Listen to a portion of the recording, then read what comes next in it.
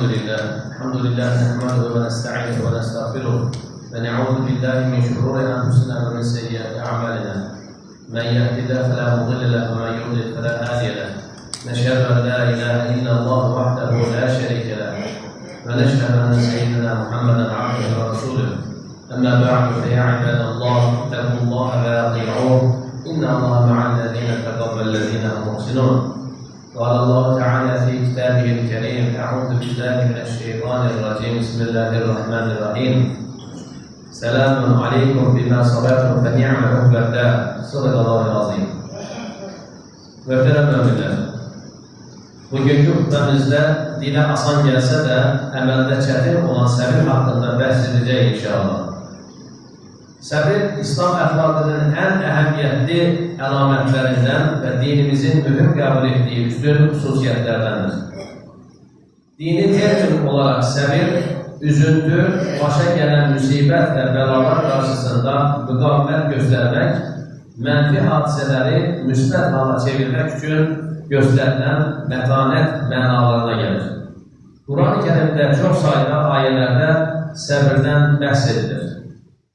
Bu ayələrdə səbrin əhəmiyyəti üzərində durulur, səbirli davrananlar təriflənir və onlara verilən mükafatlardan bəhs edilir. Və yenə bəzi ayələrdə Allah insanları qorxu, aclıq, yoxsulluq, yaxınlarının ölümü, məhsul itkisi, qıtlığı kimi müsibətlərlə imtihan etdiyi yaxud edəcəyi buyurulur. Beləsi imtihan və müsibətləri səbirlə qarşılayanların və Allaha təslim olanların onun rəhmətinə, lütfünə və əbədi qurtuluşa çatacağı müjdələnir. Bununla birlikdə bəzi ayələrdə Allah-u Teala düşmənlərinin təhqiramız davranışlarına mətanət göstərən müsəlmanların səbir etmələrinin mükafatı olaraq əbədi qurtuluşa çatacağını bildirir. Pislik edənlərə səbir göstərib, pisliyə pisliklə qarşılıq verməyənlərə də düşmənlərinin hilələrinin əsla zərər verməyəcəyi buyurulur. Və bütün bunların nəticəsində Uca Rəbbimizin xəbər verdiyinə görə cənnətə gidən bəxtiyarlara mələklər dünyada bütün çətinliklərə qarşı səbir etdiyinizə görə sizə salam olsun. Dünya yurdunun xoş aqibəti cənnət necə də gözəldir deyəcəklərdir. Əziz qardaşlar, biz də səbr etməyi, səbirli olmağı öyrənməliyik. Kimdən öyrənməliyik deyə soruşarsınızsa, səbr etməyi ən yaxşı biləndən deyərək. Səbr etməyi ən yaxşı bilən kimdir bəs? Əlbəttə ki, Allah-u Teala'dır. Çünki ona qarşı edilən sayğısızlıq, üsyan, itaətsizlik və pisliklərə rəğmən Allah Teala'dan daha çox səbir edən yoxdur. Səbir, dini təbliğ və dəvətdə əzm və səbat göstərən peyğəmbərlərin xüsusiyyətlərindəndir. Ona görə bizə də səbir tövsiyə olunur. Əziz Peyğəmbərimiz sallallahu aleyhi ve sellem də səbr etməyi əs-sabur olan Rəbbindən öyrənmişdir. Yaşadığı müddətdə minlərlə əziyyətlərə və sıxıntılara sinə gəldi.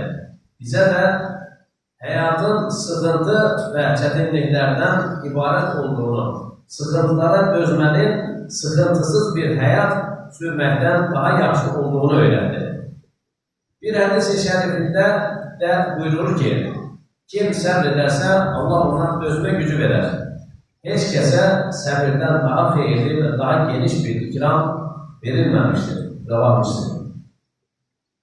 Bu mövzuda keçən hədis nəqillərindən birində belə bəhs olunur ki, övladını itirməyin acısı ilə ağlayan bir qadına Həzrət Peyğəmbər sallallahu aleyhi ve sellem Allahdan qorx və səbirli ol deyə təsəlli etmişdir. Qadın isə mənim dərdimdən sən nə anlayırsan deyə cavab vermiş, daha sonra ona nəsihət edənin Allah Resulü olduğunu bildirildikdə üzr istəmişdir. Allah Resulü sallallahu aleyhi ve sellem də ona səbir mövzusunda hamımızın qulağına sırda olacaq cavabı verir.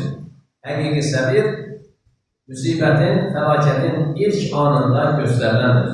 Rəvahul Buxari. Dəyərli qardaşlar, müsəlmanca yaşaya bilmək üçün nəfsin saysız istəklərine qarşı gəlmək onlara dirənib səbr etmək lazımdır. Səbir etmədən mükəmməlliyə, kamilliyə çatmaq mümkün deyildir. Səbir etmək, başa gələn sıxıntı və fəlakətlərə boyun əymək və ya təslim olmaq demək deyil. Əksinə, kədər, sıxıntı və bəlalar qarşısında müqavimət göstərməkdir. Mənfi halların öhdəsindən gəlmək üçün göstərilən dözümdür. Çətinliklərdən keçə bilmək üçün ortaya qoyulan mətanətdir. Yəni, səbir, nəfsi təlaşdan, dili şikayətdən, əzaları çirkin davranışlardan uzaq tutmaq, həm bolluqda, həm də darlıqda sükunəti qorumaq, Allahdan başqasına şikayət etməməkdir. Dəyərli din qardaşlarım, Quran-ı Kərim həyatda insanın başına gələn müsibətlərin bir imtihan olduğunu, bu imtihanı səbirli olanların qazanacağını bildirir. Buna görə də müsəlmanlar Allahdan səbir diləməli və özləri səbirli davrandığı kimi bir-birinə də səbirli olmalı, tövsiyə etməlidirlər. Yanlış anlaşılmasın, səbir əsla zillət ya da miskinlik deyildir. Səbir yorulmaq yaxud çarəsizlik də deyildir. Səbir səvabdır. Yəni, bəndə olma şuuru ilə Allaha qulluğa və itaətə davam etməkdir. Səbir müqavimətdir. Yəni, dünyanın min cür sınağına sinə gəlməkdir. Səbir fərasətdir. Yəni, şeytanın vəsvəsələrinə qapılmaqdan, nəfsin həva və arzusundan aldanmaqdan yaşamağa çalışmaqdır. Aldanmadan yaşamağa çalışmaqdır. Səbir mətanətdir. Yəni, gözlənilməz hadisələr qarşısında mötədir və soyuqqanlı davranmaqdır. Səbir təvəkküldür. Yəni, hər cür tədbiri aldıqdan sonra təqdir-i ilahiyə razı olmaqdır. Və səbir imanın gərəyi, səlamətlik qapısı olan cənnət xəzinəsidir. Nə xoşbəxtdir, səbir sayəsində hədəfinə çatanlar, namus və iffəti ilə yaşayanlar, elm sahibləri, səbir sayəsində sir saxlamalar bacaranlar, azad qənaət edənlər. Salam olsun onlara. Ələ innə əhsənən kələm və əbdəqan nizam, kələmullahi məlkil azizil adəm, kəmə qalə Allah təbarəkə və təala fil kələm, və izə qurəyəl Qur'an fəstəmi'u ləh və ənsidu lə'alləkum turhamun. أعوذ بالله من الشيطان الرجيم بسم الله الرحمن الرحيم إن الدين عند الله الإسلام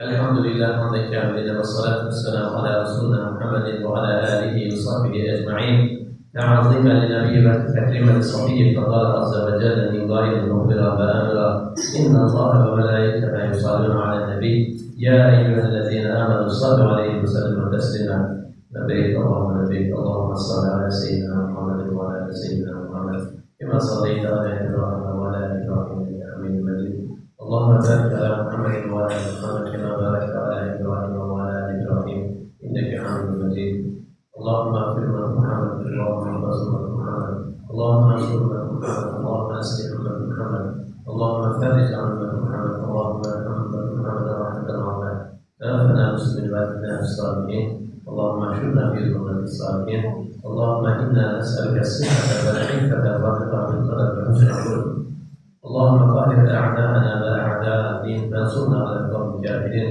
اللهم انصر الإسلام والمسلمين اللهم أعز الإسلام والمسلمين وانصرنا على القوم الكافرين